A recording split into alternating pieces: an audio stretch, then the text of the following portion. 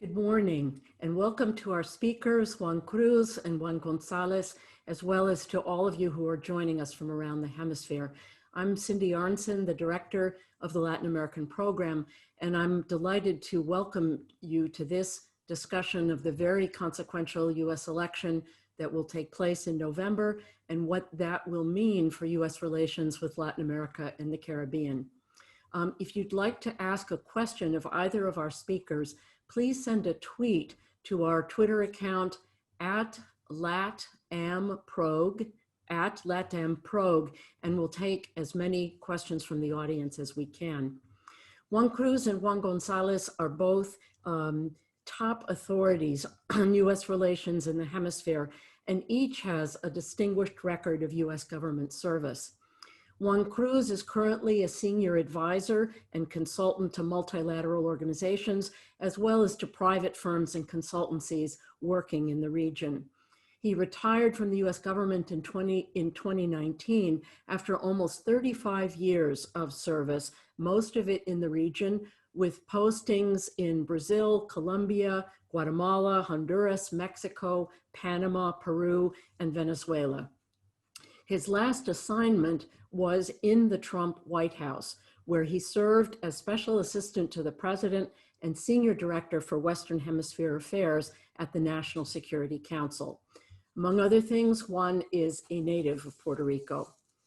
Juan Gonzalez has held several positions in the Obama administration. His last appointment was as Deputy Assistant Secretary of State for Western Hemisphere Affairs, where he had responsibility for policy in Central America and the Caribbean. He also served in the White House for 4.5 years, first as National Security Council Director for the Western Hemisphere, and then as Special Advisor to Vice President Joe Biden, during which he played a central role in the Vice President's engagement in the region. Juan was a Peace Corps volunteer in Guatemala and is a native of Cartagena, Colombia. We're going to jump right in because there's a lot of ground to cover. The first question has to do with COVID-19, which has been devastating for Latin American economies. Growth on average is expected to decline over 9% this year, in some countries even more, and it has set back 20 years of progress in reducing poverty. So the first question is for Juan Cruz. How has the Trump administration responded to the pandemic? And what do you think still needs to be done in the future to help the region recover? Good morning, Cindy. Thanks for having me and including me in this what will no doubt be an interesting conversation with my friend Juan Gonzalez as we go back and forth in the differences between two administrations or two potential points of view. You know, the region's gone through a lot, and I'd say on the issue of COVID, it's been devastating. Some countries have tried to get it right with mixed results, and some have probably wish they had mixed results. And as far as the United States, and up until now, I think there's been a bit of a paucity in terms of coming up with a region-wide strategy to address the issues of COVID and the ramifications of COVID on the economies of our region.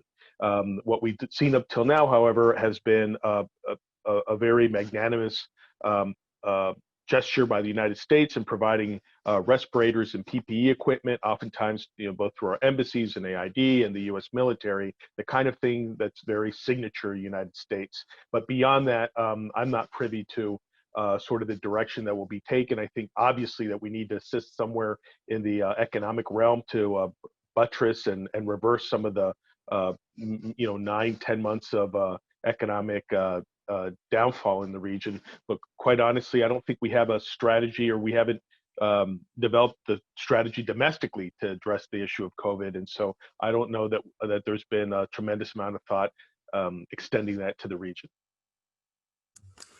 For Juan Gonzalez, this is a time of ballooning deficits in the United States. Traditionally, we have responded to these kinds of crises with infusions of foreign aid.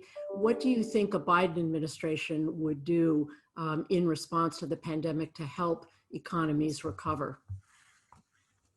Well, Cindy, okay. Well, Cindy, thanks again for the invitation and just for everything you've been doing. As long as I've been in Washington, the Woodrow Wilson Center has really been the space to really have these conversations on Latin America, and in particular, your leadership is something that I've looked up to for a very long time. So thank you for pulling this together, and obviously a pleasure to be here with my tocayo, whom I've also had the honor to work with through the years.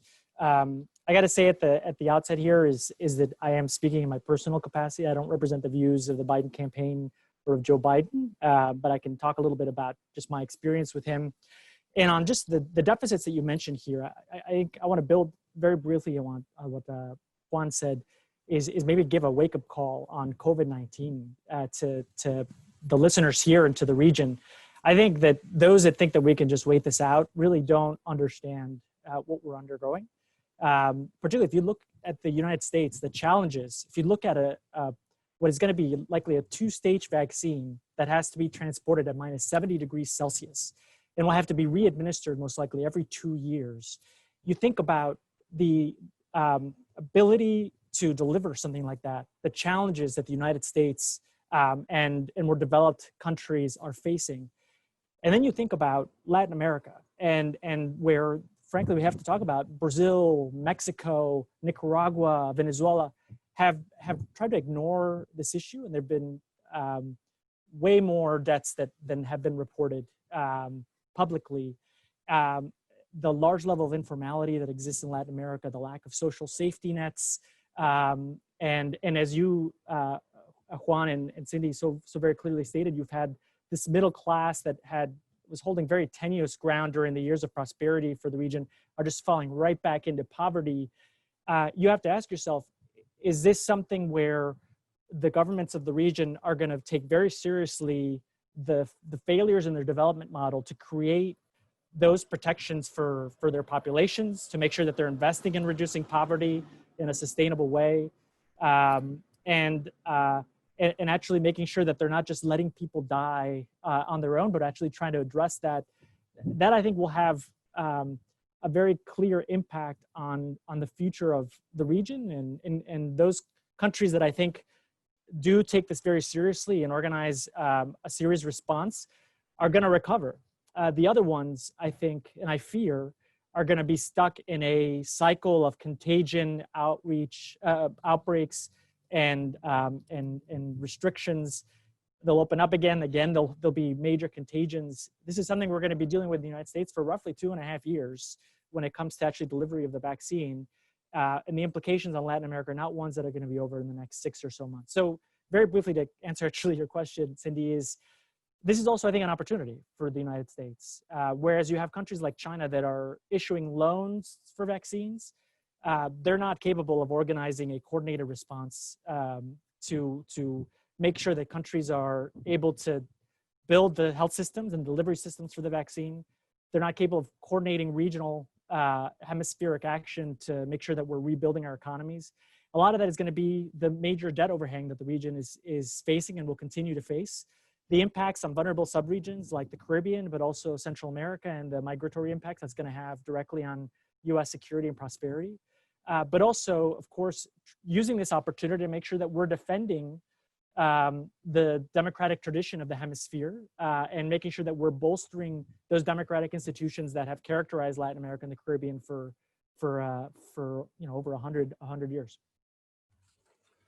Thanks to you both for that.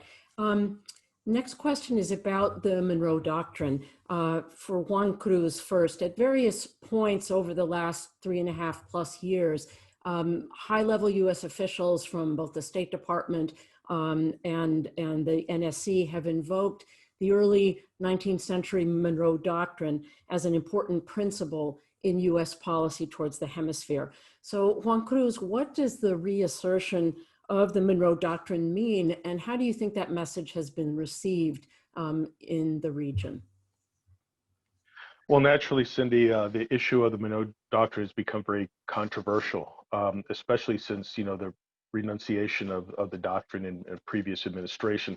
But I think at the heart of the matter for the administration is not to give up something you don't have to give up in terms of keeping those powers from outside of the region exercising an undue influence in the region. I think particularly those malign actors such as Russia and China, but also we need to think of Iran and others, and the willingness of the United States to enforce that if it has through in extremis or forceful means.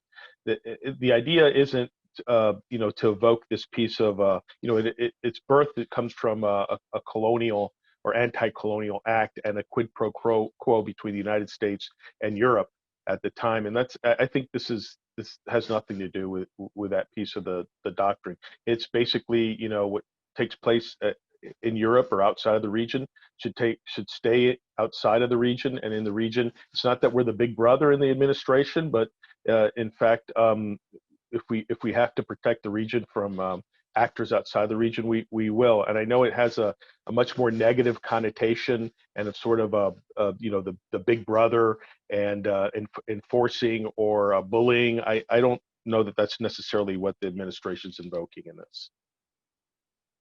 Okay, for Juan Gonzalez, during the Obama years, Secretary of State John Kerry explicitly repudiated the Monroe Doctrine. What principles do you think a Biden administration would put in its place? That's a great question. So, I mean, Joe Biden has never talked about the Monroe Doctrine. I mean, I think from his perspective, and frankly, I share this view that is a better subject of conversation for faculty lounges, but really doesn't mean much for the people of the Americas or for U.S. policy. Monroe Doctrine was 1823. So really what we need to think about are what are the challenges that we're facing in the 21st century, right? And the record that the vice president has had, I think in contrast, the Trump administration's approach, and I saw this during my travels, I heard it from many a minister, where they would basically say that, Rex Tillerson and now Secretary Pompeo come to the region and wag their finger and give speeches trying to intimidate, but really have nothing of substance to offer as an alternative to countries like China or to push back on Russia or even the presence of Hezbollah in certain parts of the region. So this has to be less of a academic conversation, really about where the United States is competitive diplomatically and economically with Latin America and the Caribbean. Joe Biden's record is one where he has traveled to Latin America and the region in the Caribbean 16 times, including, I think it was 2 of those to Colombia, 2 to Guatemala, 3 to Mexico. He's a guy who's, in my experience, rolls up his sleeves and gets very, very involved in the weeds. Is somebody who feels deeply that the security, prosperity, and democratic tradition of the region is something that is in the national security interest of the United States. So what do you do that is you don't give speeches saying you either go with China or you go with us.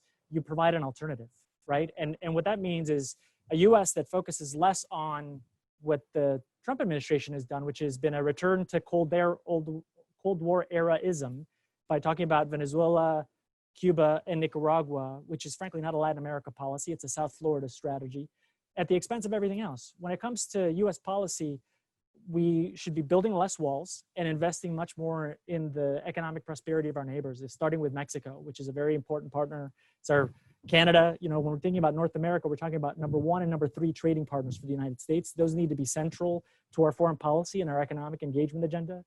But also equal to that is going to be the climate change agenda, because something the vice president has talked about publicly is that all of his international economic engagement is going to be something that is going to be where climate change is going to be equal to that, because the answer to the crisis that we're undergoing, let's not forget what everybody on this call remembers well, is that even before the pandemic, we were having massive protests in the region against inequality, against insecurity, against corruption.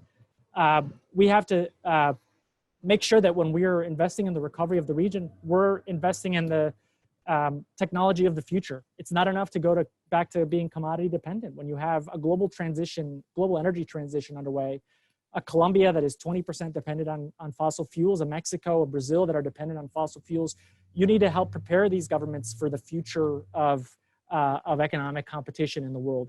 And I think also making sure that we're standing with democratic actors, with civil society, recognizing that a sanctions-only approach is really just theater, and it's really not something that is actually strengthening or supporting civil society or combating corruption in the region.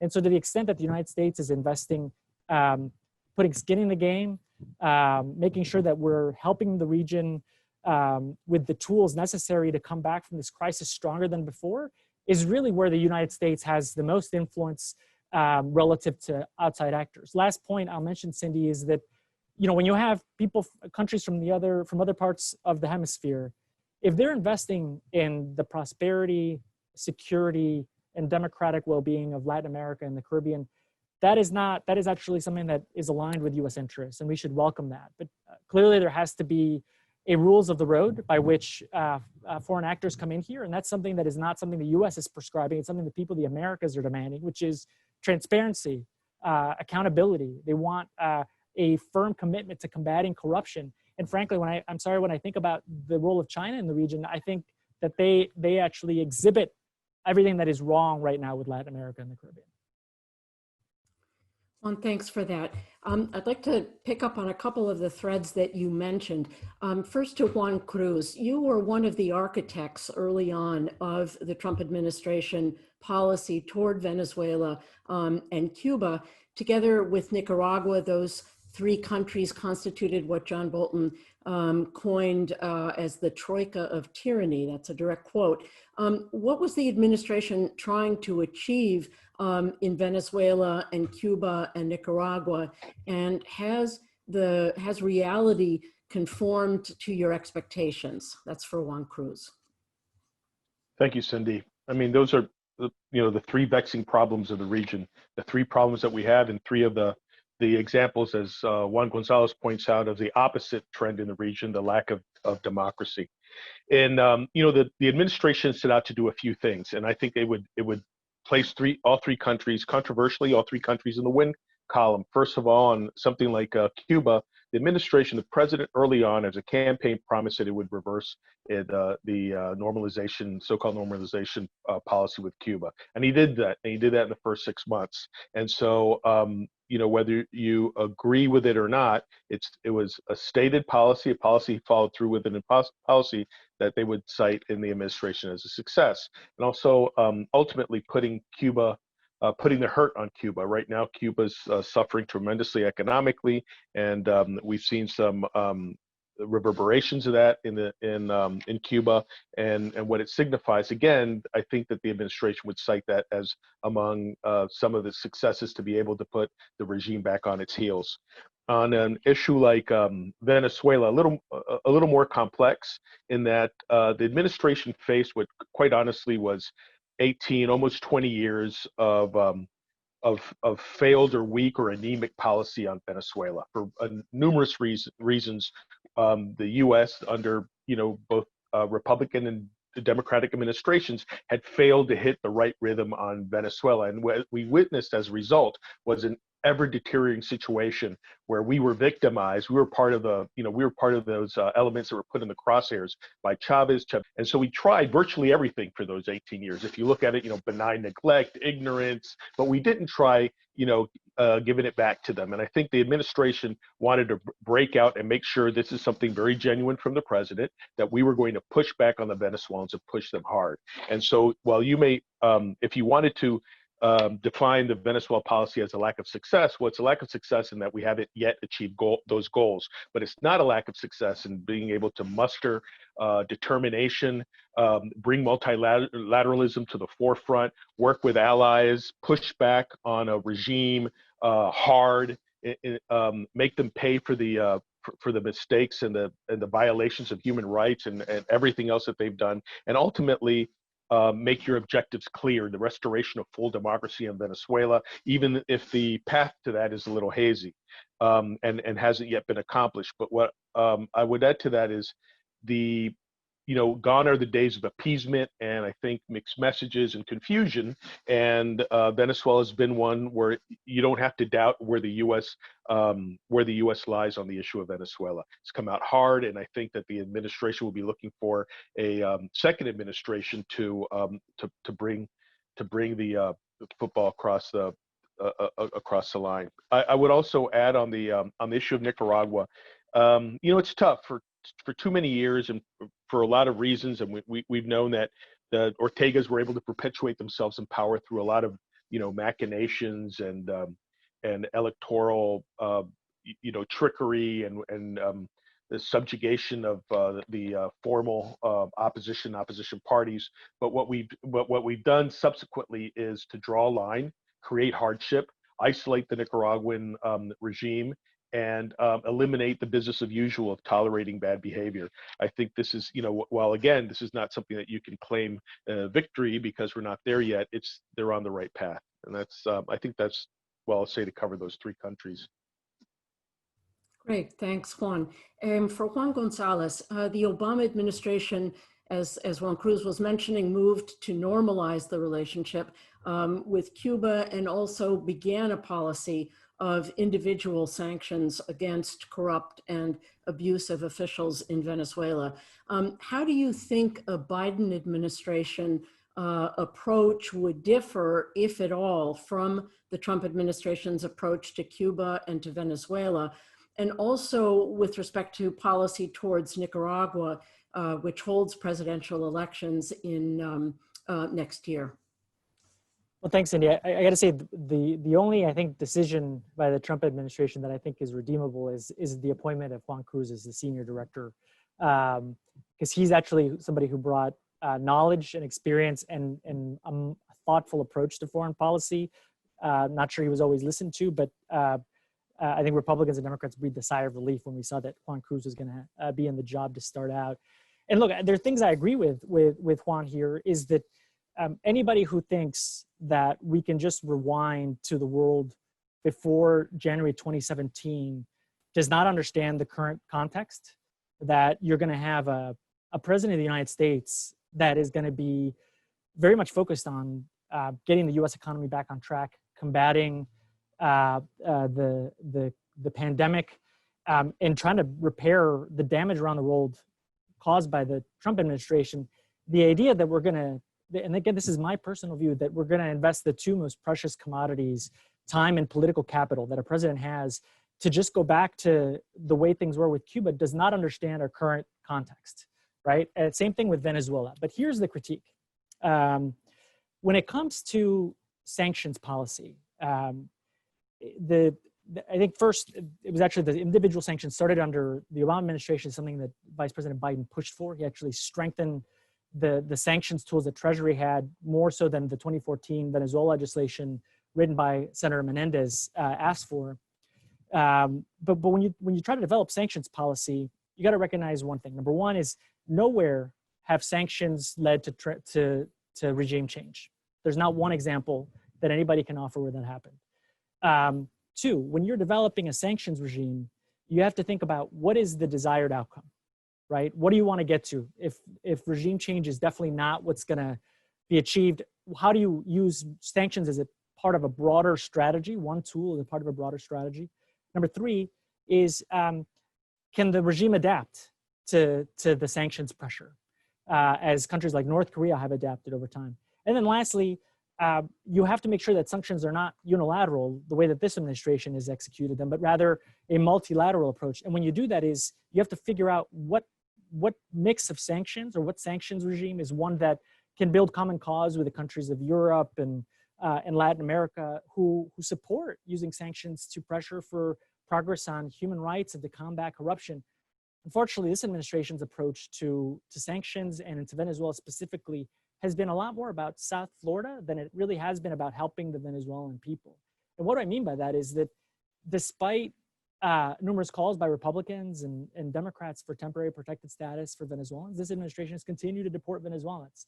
Last week, Democratic senators called for unanimous consent on TPS legislation for Venezuela. Republicans blocked it. And it was to protect the president and shows clearly that those that manage the immigration policy trump those that really manage the Latin America policy. And the continued deportation of also Nicaraguans back to get torture. I think people have read the articles on this.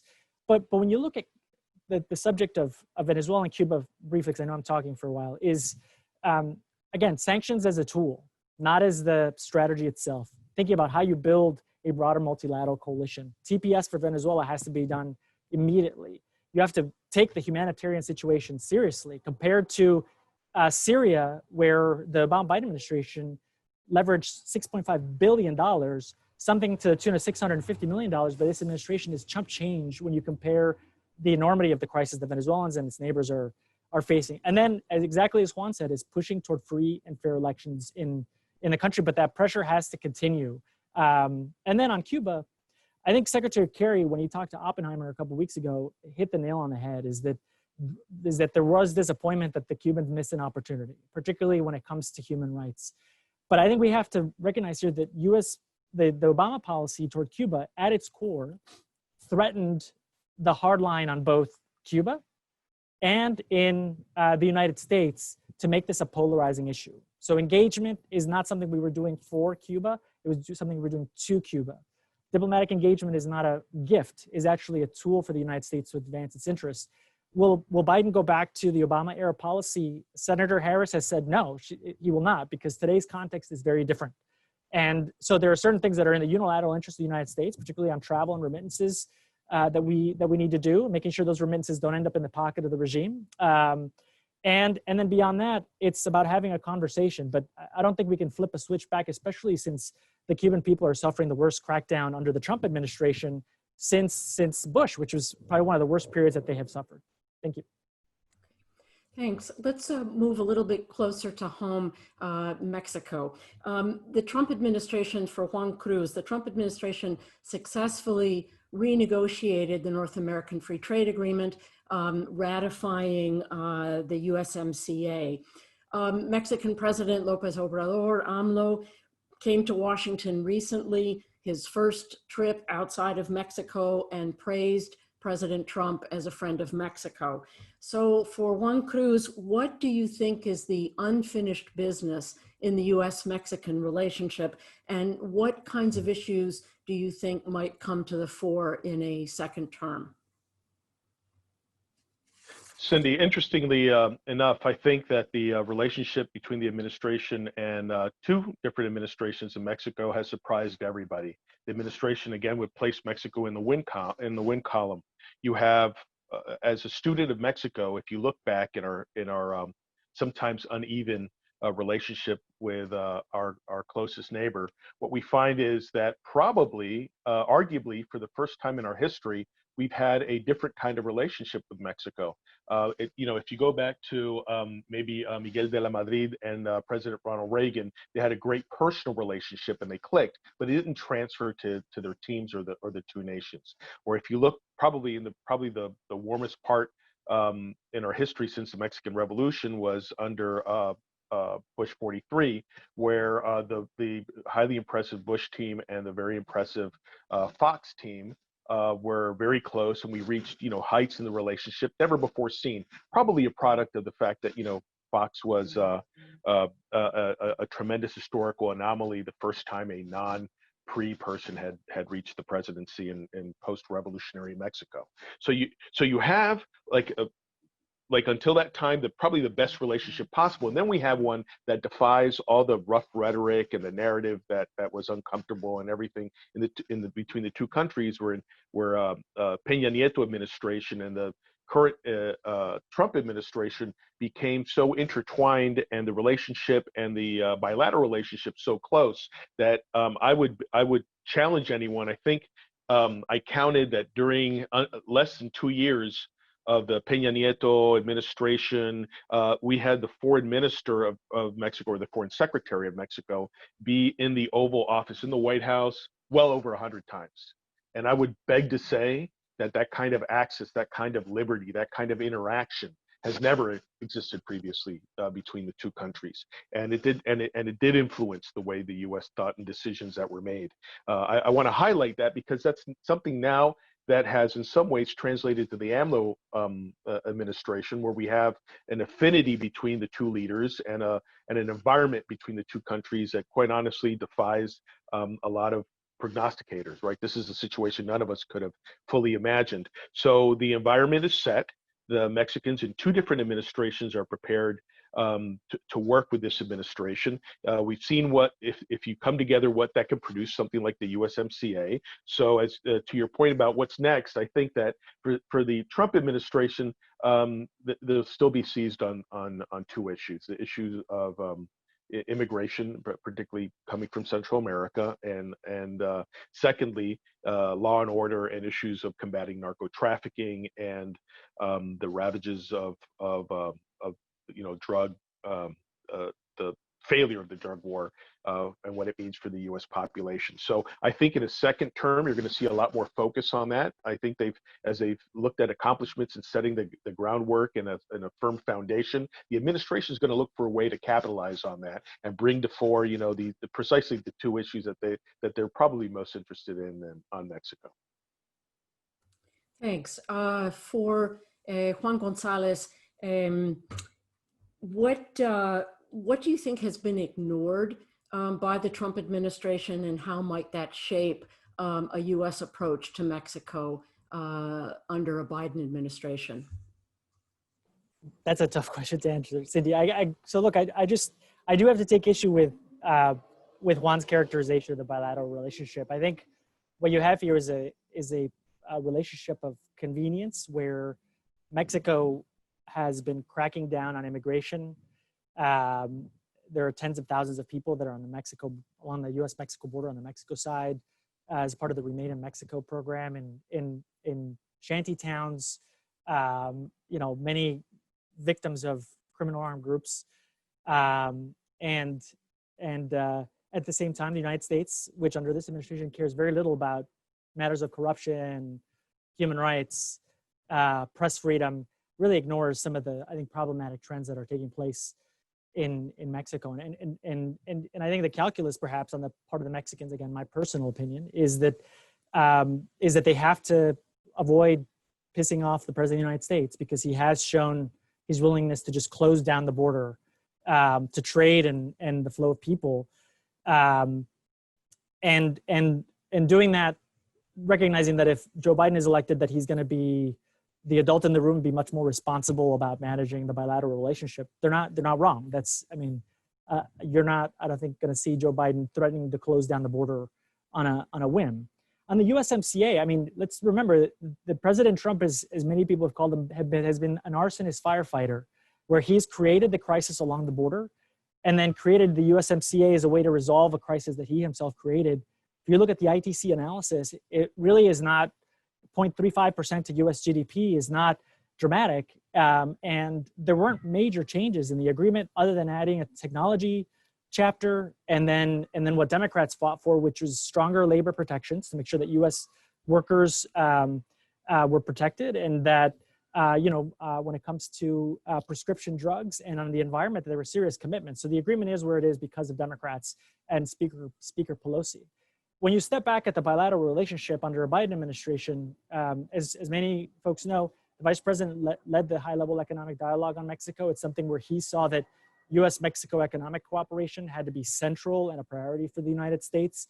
That's not just a trade issue. It's looking along our communities, along the U.S.-Mexico border, to make sure that we're planning not just on cross-border infrastructure, but also on security, making sure that that we're, at the same time that we're prioritizing U.S. national security, making sure that cross-border commerce is something that's facilitated, fostering educational exchanges. At this point, there's a statistic that there are more Mexican PhDs living in the United States than there are in Mexico. That is because we benefit from having those educational exchanges. But I think we got to treat Mexico like the strategic partner that it is, treat them with respect. We're always going to have differences with Mexico, but we address those in an adult manner. And beyond just the trade agenda is looking at what we can do regionally and globally with Mexico when we treat them as partners and address migration in a responsible way by focusing on root causes. That is how I think Vice President Biden, as president, will manage the Mexico relationship.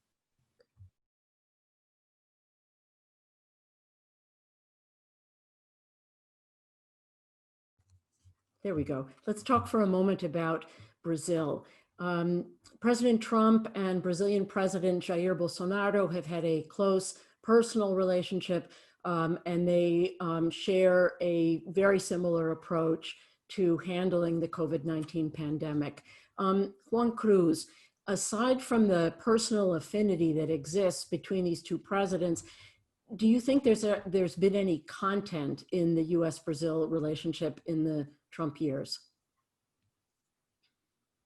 Cindy, I would say there's a general predisposition, and I wouldn't just discard the affinity that exists between these two presidents. As a student of Brazil, you know, it's tough to see. It's the two largest countries in the region. Mexico and Brazil have often represented a challenge for the U.S. historically in its bilateral relationships. In the case of Brazil, both sides wanted to see eye to eye, but they kept missing each other.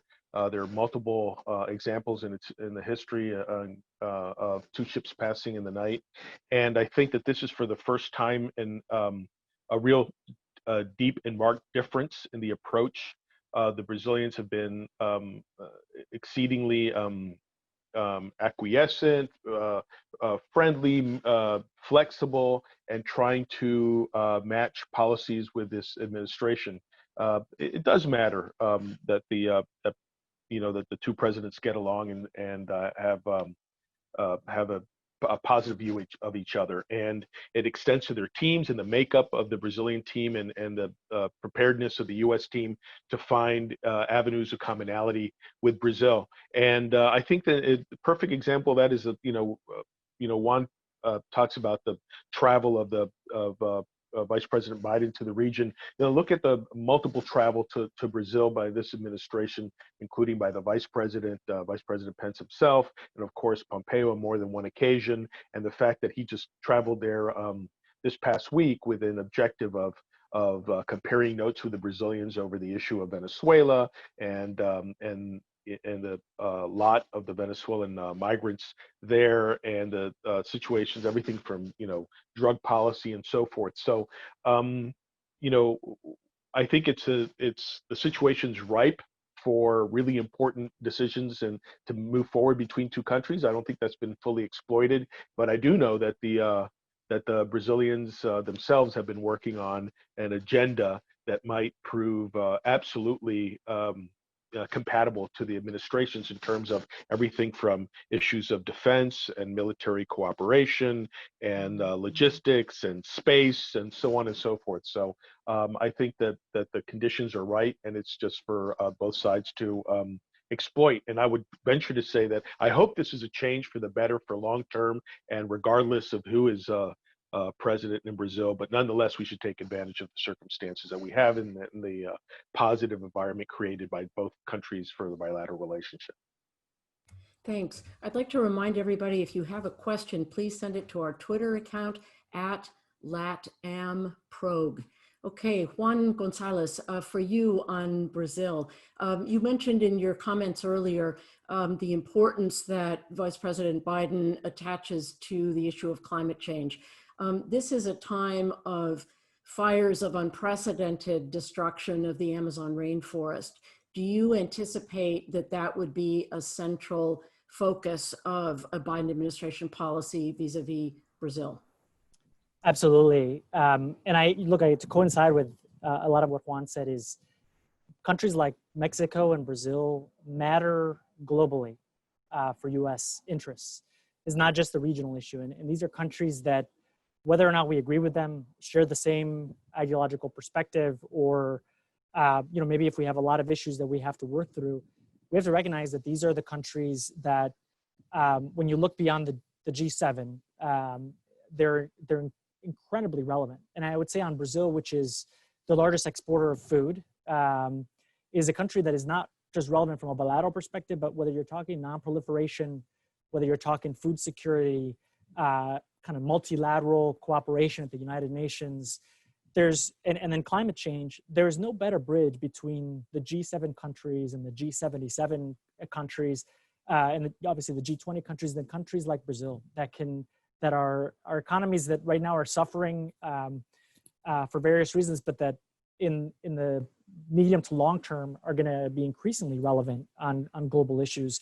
We need to start treating them as such, the same way that we treat countries like India, or that we negotiate countries like China. Brazil has to be on that same level. Now, when it comes to climate change, as I mentioned, climate change is going to be something that's going to go hand in hand with the vice president's economic agenda.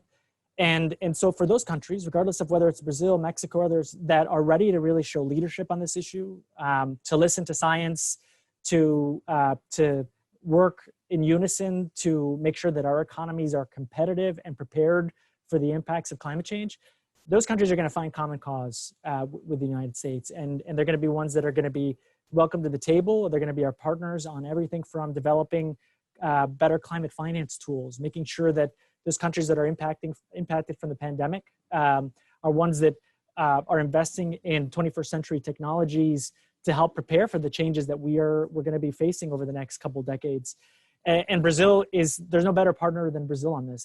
The question really is putting it back to the Brazilian leadership, whether they're up for the challenge. And that really is a question I can't answer. I'm going to tell you, even though November 3rd is really the only poll that matters here in the United States, Joe Biden is going to win this election. He is leading it, the polls by an amazing stretch. He's looking to defeat Donald Trump in the same way that that Carter was defeated after his first term, if trends continue the way they are. So the countries of the region, I think, have to start thinking about how do we actually advance our own national security and economic interests with partners like the United States. It's something that I think people need to start brainstorming about, because when a Biden administration hits the ground on January, they're going to hit the ground running, and they're going to be really moving aggressively on addressing many of the wrongs, including on climate change, perpetrated by the Trump administration. I'm going to take a question, since we're talking about climate change, take a question relevant to that from the senior correspondent at S&P Global Platts, Sheikhi Espejo. This is for you, Juan Gonzalez. If climate change and the environment are going to be a central focus in the future, how can that coexist with Mexico's current energy policy that focuses exclusively on hydrocarbons? And after your question, we're going to come back to Central America and Colombia. So let's leave time. Great. So look, I mean, this is the challenge that we faced during the second term of the Obama administration when we were working on the Caribbean Energy Security Initiative. I'm coming back to the answer, but in a roundabout way, is that we were debating whether the focus on energy security in the Caribbean should be a renewables only approach, or whether we should actually think about natural gas as a transition fuel for the Caribbean. And the approach that we ultimately took was a all of the above approach. So those that were investing in geothermal, those were investing in solar, those were investing in wind. We help them prepare for those investments and have the governance and the financing tools to do that. There are countries like the Dominican Republic, Jamaica, that use natural gas still, and that is something that they, are going to need to use that as a transition energy. I know that a lot of climate activists may not see it that way as a binary issue, but we have to recognize the development challenges that a lot of the countries of the region are facing. Mexico, at least at the beginning of the AMLO administration, was investing in highly efficient natural gas capacity as a way to prepare for renewables, given that the cost of renewables was still very high for them. Well, I mean, when it comes to the U.S. tools and U.S. support, is number one is the negotiations have happened. We have a COP agreement, so we have to come back to the Paris emission targets and really focus on meeting them. I think that's got to be number one. Number two, for a region that is going to be facing a massive debt overhang, high borrowing costs that are going to limit or restrict their ability to invest in these technologies, well, the United States is going to lead, and I think the Inter-American Development Bank, the World Bank, the Paris Club, and I think the broader international community has to help create these tools, and it has to be ambitious to make sure that we're creating that environment for countries like Mexico, Brazil, but I think just as important as Central America and the Caribbean that are going to be facing adaptation issues, that they have the tools to be able to prepare for the changes that we are already facing. So that's, I think, the main answer is creating those tools to allow for those countries to begin investing in renewable technology and preparing to implement ambitious targets that for many countries have fallen back since the United States started dropping out of the COP.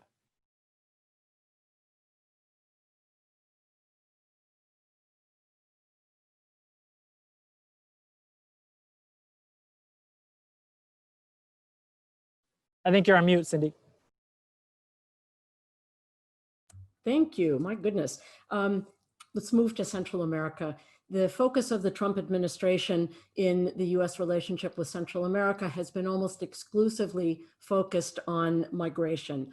And it's true that migration from the so-called Northern Triangle, El Salvador, Honduras, Guatemala, has been much reduced since the spike in 2019. A lot of that obviously due to the COVID-19 pandemic. And I think the question is really for both of you, the same question. Is this enforcement focused approach sustainable in the long term? Juan Cruz, why don't you go? Thank you, Cindy. You know, it all begins with the relationship that we have with all three countries. And if you look at it, with the administration currently enjoys a rather positive, extremely positive relationship with all three of these countries, and an understanding. And with that, all three countries have come to a real energetic and creative way to try to align with the administration's objectives. And I think eliminate, you know, all the rough spots that can exist in an issue like this, and which existed early on in the administration's pushing back on this issue. With each one of these presidents in the region, we have an exceptional relationship. We are aligned. We can have discussions, and you know, our embassies have done a phenomenal job, and we can discuss issues that in the past may have just been you know, unilaterally dictated. I think that gives us an opportunity to have a more mature conversation, and no longer kind of imposed from the north, but rather suggest, maneuver, and have and work towards the objectives that the U.S. would like from all three countries. Yes, I think it's going to be driven primarily on these issues rather than others. And I think if there's another issue out there that might surface, it would be, of course, issues of security, likely issues of China, and much less so for this administration, issues of corruption. Can I say something briefly? Just Cindy interrupt me if I'm going. But so look, I think enforcement is necessary. I think the United States needs to enforce immigration laws. People that don't have a credible claim on an asylum or refugee status, they need to be they will be repatriated. But I think what we need to recognize here is that the Trump administration has created a false choice between enforcing U.S. law and upholding our international humanitarian obligations. I've been systematically attacking our legal migration system by breaking down the asylum system. And it is a function of there's a certain demographic in the United States that fears the increasing diversity as a threat against their way of life. That's called xenophobia. Some people have called it worse, but I'm not gonna say what they've said. Is the reality is that migration has been one of the reasons the United States has been able to reinvent itself economically and innovate, where countries like Europe that have a negative growth rate are economically on the decline. Immigration has been a tool of our survival, resilience, creativity, and cultural richness. We're a nation of immigrants. Enforcement is necessary, but it's insufficient. When you look at all the experience that we've had from Plan Colombia forward, is that, you know, high intensity law enforcement operations get you the numbers and the quick wins, but strategically you need to invest in education. You need to invest in economic opportunity. A kid is going to join a gang if he doesn't have an alternative. You invest in boys and girls clubs, community policing, the place-based strategies that that the Obama-Biden administration advanced, but this administration has completely cut. Until then, migration is going to be just a symptom of a broader problem. And I hope we talk about this a little bit too, Cindy, is that corruption and impunity is a system of government, which has been something that has characterized many of the countries in Central America, is something that has been one of the causes of migration. And so whether we're trying to advance democracy or defend democracy, where we're trying to combat criminal armed groups, whether we're trying to advance human rights, at the center is corruption, which has allowed a lot of these things to I think to grow and blossom under the Trump administration, which does not care about combating corruption in Latin America and the Caribbean.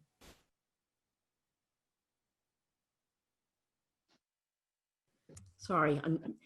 What about Nayib Bukele in El Salvador? To what extent are the various authoritarian tendencies that he has exhibited over the last months going to be an area of friction in the U.S. relationship with El Salvador? Just a quick follow-on for you and for Juan Cruz.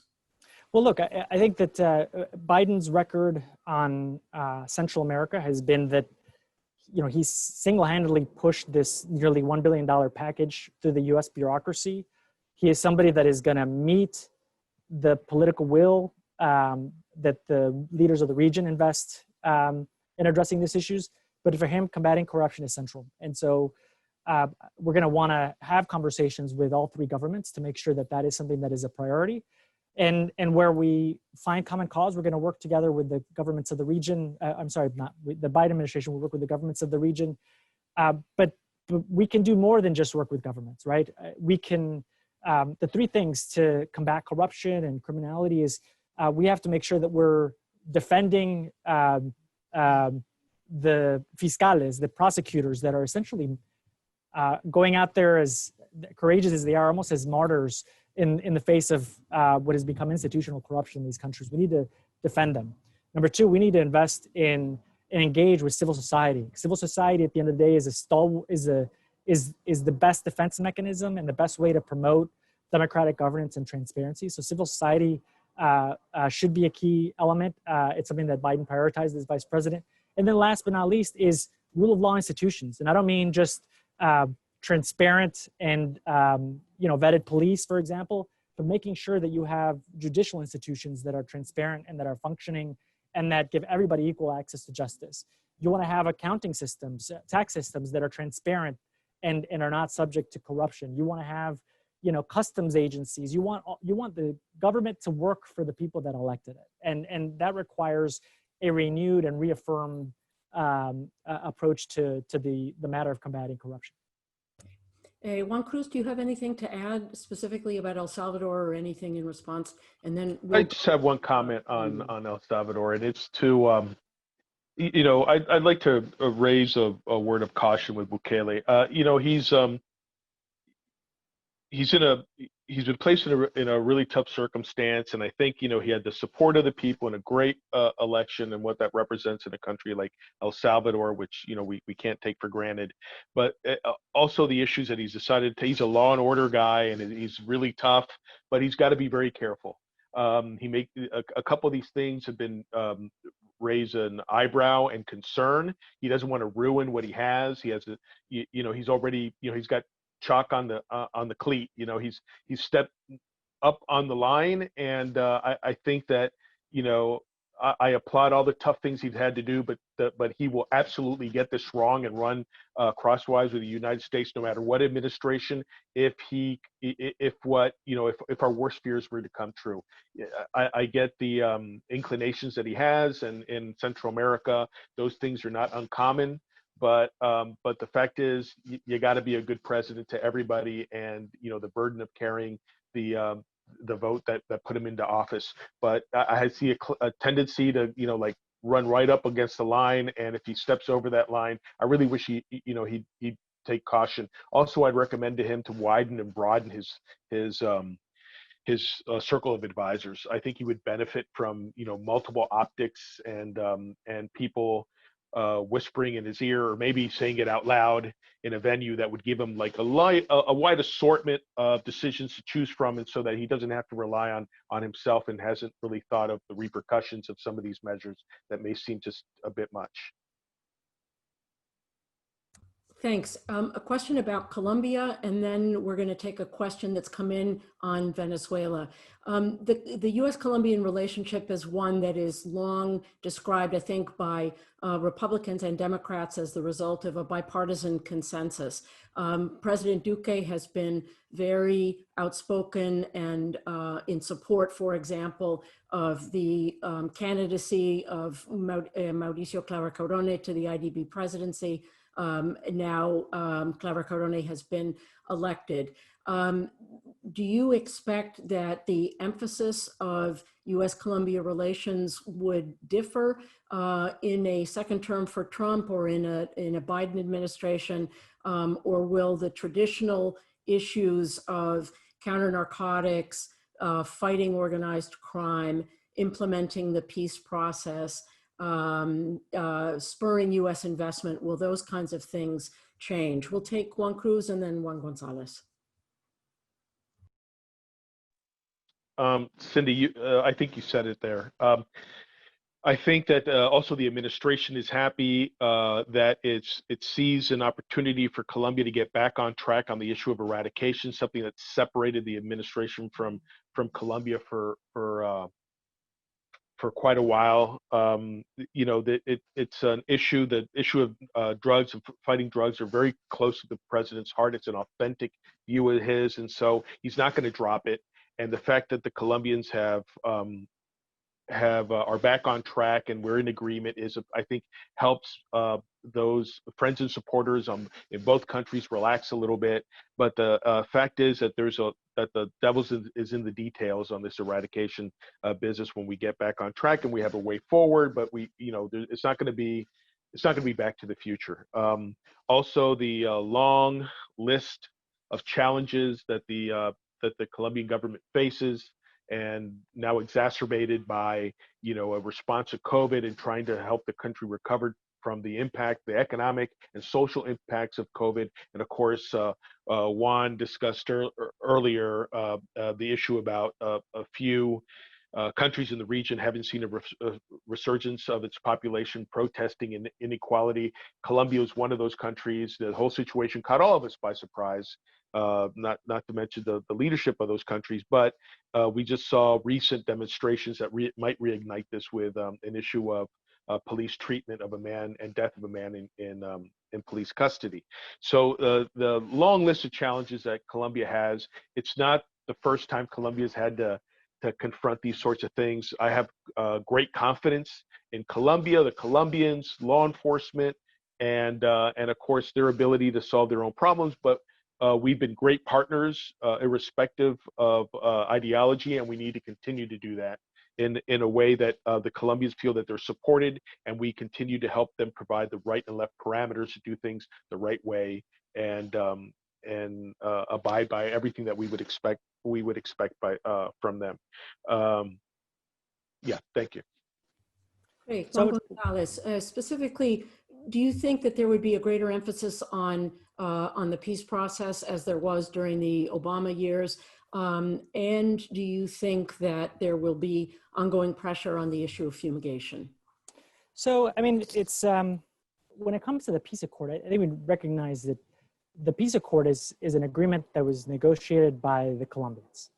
And it's not up to the United States to tell the Colombians whether or not we like the agreement. I mean, those sorts of conversations, when I was in the White House, we communicated our concerns on counter narcotics in private. It's not something we were going to do publicly, because our rationale was that whether or not this agreement fails or succeeds, A, the U.S. should not be the reason why it fails or succeeds, and B, the United States should stand there in support of Colombia and the Colombian people, a country that Vice President Biden has called the keystone to the region. As an early supporter of Plan Colombia, he sees U.S. support for Colombia as something that has to be central part of his policy toward the region. He's talked about it publicly, and so it's nuanced, my response, because the debate that's currently underway inside Colombia, the balance between peace, justice, reconciliation, and truth, is one that the people of the United States cannot impose on Colombia. It's something that only the Colombians can find that balance. We can obviously be demanding, as we are of all of our bilateral relationships, but we do have to stand with Colombia, given everything that Juan Cruz has noted, but also its willingness to welcome over 1.5 million Venezuelans into the country, and it's something that is having an economic impact on Colombia. It's in our strategic interest to make sure that we're helping Colombia address this. But of course, finding peace is something that I think all Colombians want. As a Colombian American, it's something that is an exciting prospect for a country that has been in conflict for over 50 years. But again, it's the role of the United States to support Colombian government and the Colombian people advance that debate and get to a point where they are securing a durable peace. We can't tell them what that balance is. Thanks. We have a question from Jeff Ramsey of the Washington office on Latin America for both of you with respect to Venezuela. And the question is whether a second Trump administration or a Biden administration would recalibrate the existing sanctions policy. For example, consider offering sanctions relief for something other than regime change. In other words, to achieve the right conditions for an electoral process. And after this, after both of your answers, I'm afraid we're going to have to end because we're out of time, but let's take your answer to that question. First, Juan Cruz. Cindy, I apologize, but I was having a few technical difficulties there. And so I'm going to ask you if you could repeat your question in, briefly. Sure, from Jeff Ramsey at WOLA about whether in a second Trump administration there might be a recalibration of the sanctions policy toward Venezuela so that sanctions theoretically could be partially lifted in exchange for electoral conditions. Interesting. I'll start with something that Juan said earlier, which is I agree with him on the issue of sanctions. We've sanctioned everything except Venezuela's oxygen in the sun, but if we could figure out how to do that, we'd sanction that too. And I do agree that what we need to do is we need to use all the tools that the U.S. government has at its disposal. And I see a lot of good movement there, but we sort of been heavy-handed on the sanctions regime. And I think there's room to reassess that. My own particular view is that whatever you do to reassess it is an opportunity to engage the regime in a quid pro quo, right? So I'm not saying I wouldn't signal out any kind of sanction in particular, but if you were inclined to review your sanctions toolbox, you engage the regime eye to eye and offer it in exchange for something that's important to you. The regime is very short on the long list of confidence building measures that it needs to offer to restore any sort of sense and confidence that the regime is a serious interlocutor. This could be an opportunity. But my own view is that there isn't that much more to sanction, and that there's probably some room to release the tension on the reins a little bit. And but I don't know if the administration would do it unless there was something in it for them. Yeah, so Cindy, what I would say to that is that it's a bit premature to speculate on what a Biden administration would do on sanctions, given that, we have right now a National Assembly election right now that's still scheduled for December. I can say, and people from the campaign have been on the record on this, that the way things are headed, the December elections, National Assembly elections, will not be free and fair, and so a Biden administration would not recognize the results of that election. I would also say that, as in the Democratic primary, I think Joe Biden was the first candidate to recognize Juan Guaido as the leader of the only democratically elected institution in the country, the National Assembly. And but I think, and I agree with Juan here, is that the goal here has to be free and fair elections. And again, sanctions, unilateral sanctions, have never in their history worked at regime change, right? And so, but I think what we need to do is find a way to pressure the regime back to the negotiating table with the opposition as equals, and that getting there, like what are the minimum conditions required for the opposition to trust that the regime is negotiating in earnest? I mean, we have ideas on that. Reconstitute the electoral council, release political prisoners. There's a list of things, but we're not the ones that are going to be sitting down with the regime. It's going to be the opposition, and so they're the ones that have to make that call. And ultimately, we have to work toward a situation where there are free and fair elections in the country. Capriles has called for an international verification mission that is credible and can administer the elections. So those are things that I think the opposition needs to lay out, like for us to get back to the negotiating table, which will be key toward getting out of this crisis.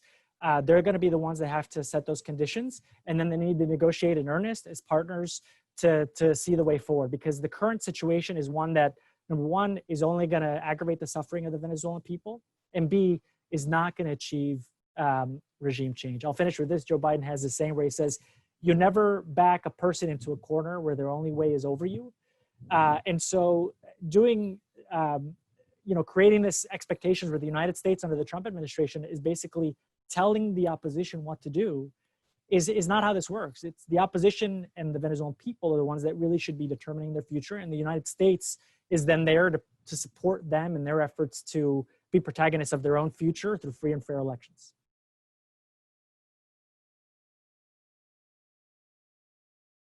Sorry, not quick enough with the unmute button.